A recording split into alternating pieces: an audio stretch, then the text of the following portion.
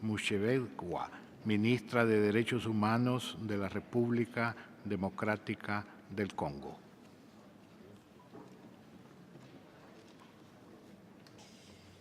Monsieur le Président du Conseil, Monsieur le Haut-Commissaire aux droits de l'homme, Excellences, Mesdames et Messieurs les ministres, Mesdames et Messieurs les ambassadeurs, Mesdames et Messieurs, permettez-moi, avant toute chose, de saisir l'occasion qui m'est offerte pour vous présenter les salutations du Président de la République démocratique du Congo, Son Excellence Joseph Kabila Kabange, et celle du gouvernement de mon pays. Monsieur le Président, je voudrais remercier tous les partenaires de la République démocratique du Congo pour leur soutien au dialogue national initié par le Président de la République, garant de la nation et du bon fonctionnement des institutions de la République en vue de l'organisation des élections libres, crédibles et apaisées. C'est ici le lieu de saluer l'engagement de longue date qui existe entre la République démocratique du Congo et le Haut Commissariat des Nations Unies aux droits de l'homme à travers une collaboration de plus de 20 ans. En témoignent les récentes visites effectuées sur terrain à Goma, Bukavu et Kinshasa par le Haut Commissaire lui-même, et à Kinshasa, Lubumbashi et Goma par le sous-secrétaire général des Nations Unies aux droits de l'homme, M. Andrew Gilmour. Je voudrais également rappeler que les droits de l'homme sont un idéal que partagent tous les États membres des Nations Unies. Dans cette optique, les efforts de la République démocratique du Congo pour la promotion et la protection des droits humains ne sont plus à démontrer. En effet, les récentes conclusions du Haut-Commissaire des Nations Unies aux droits de l'homme et de la présidente de la Commission africaine des droits de l'homme et des peuples en République démocratique du Congo à l'occasion de leur visite de travail, respectivement en juillet et août 2016, sont un baromètre éloquent, notamment en ce qui concerne la lutte contre l'impunité, la protection des civils, les droits des femmes et les droits des enfants. Dans le même contexte, Madame Zainab Awa Bangoura, représentante spéciale du secrétaire général des Nations Unies, chargée de la lutte contre les violences sexuelles commises en période de conflit, a clairement indiqué dans son dernier rapport daté du mois d'octobre 2016 que le taux de violences sexuelles a baissé de 50% en République démocratique du Congo ces 2 dernières années. Ces constats tranchent nettement avec des nombreux progrès réalisés par mon pays dans les domaines des droits de l'homme et de la démocratie grâce au leadership de son Excellence, Monsieur le Président de la République démocratique du Congo, Joseph Kabila Kabange. Au-delà de ces avancées, il y a lieu de reconnaître que les perturbations liées au processus électoral que l'on a pu observer à la fin de l'année dernière ont eu un impact négatif sur la situation des droits de l'homme dans son ensemble. J'en rappelle pour mémoire les tristes événements de septembre et décembre 2016, à propos desquels la justice congolaise a été valablement saisie dès le lendemain des faits, a poursuivi et condamné plusieurs personnes dont la culpabilité était régulièrement établie.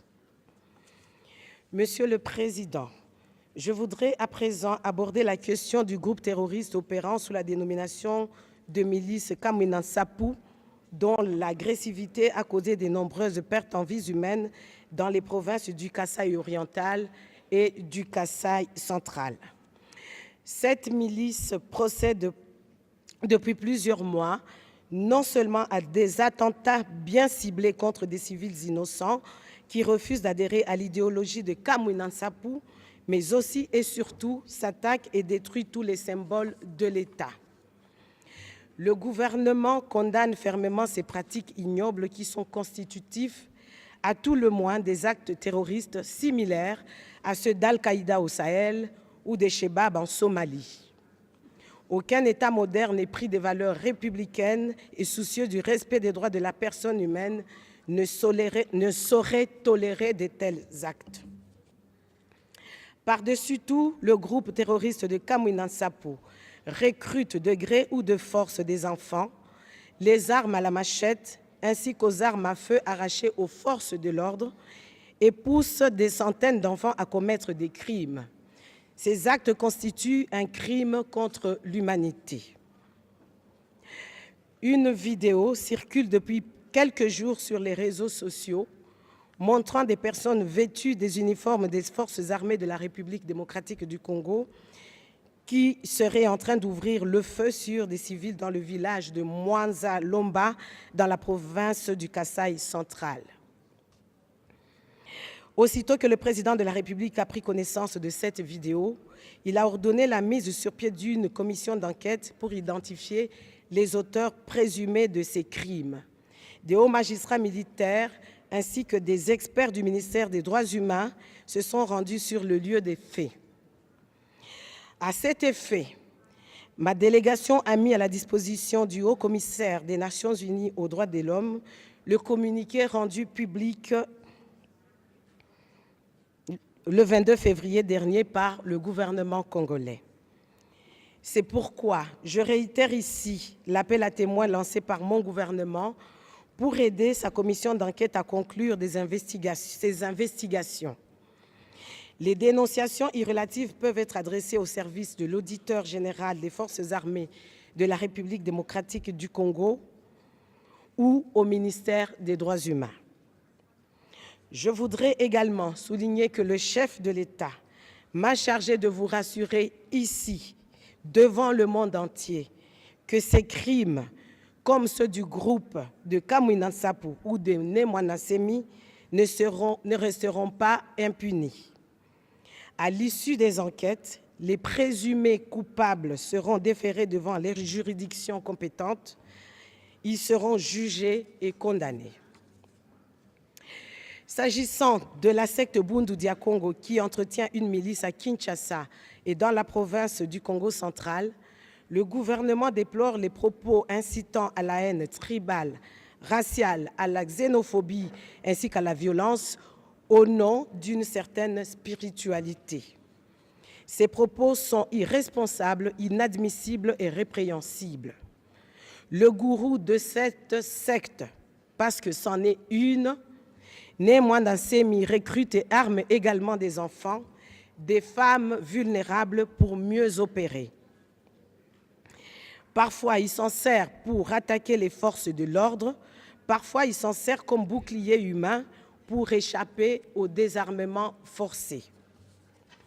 Monsieur le Président, après cette description, je voudrais saisir cette opportunité pour dénoncer l'attitude de certains membres de ce Conseil qui, dans leur déclaration faite du haut de cette tribune hier et ce matin, semblent résolument déterminés à faire de ces événements un usage malicieux et excessif pour faire des remontrances à la République démocratique du Congo. C'est là, de l'avis de ma délégation, une attitude dangereusement contre-productive. Et je voudrais rappeler à ces pays, au cas où ils l'auraient déjà oublié, que la République démocratique du Congo reste encore un pays en situation post-conflit et dont la déstabilisation risque d'avoir des répercussions incalculables dans la sous-région et sur le reste du continent africain. Permettez-moi de rappeler ici que le rôle de ce Conseil est d'agir pour mettre un terme aux crises des droits de l'homme dans le monde et non d'exacerber des tensions à l'origine de ces crises. Plutôt que de se lancer dans des critiques acerbes, d'attiser des tensions avec des discours incendiaires et de mettre inutilement en danger la paix avec des répercussions sur les droits de l'homme dans mon pays, il y a lieu d'encourager le président de la République démocratique du Congo qui, dans sa quête inlassable de la paix et du bien-être de tous les Congolais, a initié un dialogue constructif qui a réuni autour de l'accord du 31 décembre 2016, dit accord de la Saint-Sylvestre, les filles et les fils de la République démocratique du Congo, en vue de l'organisation des élections libres, apaisées et crédibles à la fin de l'année en cours. L'accord du 31 décembre 2016 va bientôt entrer dans sa phase de pleine exécution avec la conclusion prochaine de l'arrangement dit particulier. C'est pourquoi je voudrais profiter de cette tribune pour féliciter et remercier l'Union africaine et la Conférence épiscopale nationale du Congo pour leur médiation. Pour conclure, Monsieur le Président, je voudrais confirmer que toutes les institutions de mon pays, avec en tête le Président de la République, mettent tout en œuvre pour améliorer la situation des droits de l'homme au-delà des avancées constatées avant les événements du mois de décembre dernier que nous déplorons du reste. Nous nous engageons également à veiller sur la mise en œuvre intégrale de toutes les recommandations contenues dans les résolutions pertinentes du Conseil des Nations unies aux droits de l'homme. Les événements malheureux dont je vous ai fait une description sommaire restent un épiphénomène qui ne va pas perturber la volonté du gouvernement de la République démocratique du Congo à organiser des élections libres, transparentes et crédibles à tous les niveaux. Je réitère enfin la ferme détermination du gouvernement à protéger et à promouvoir les droits de l'homme sur toute l'étendue de la République démocratique du Congo, et ce, en toutes circonstances. Je vous remercie.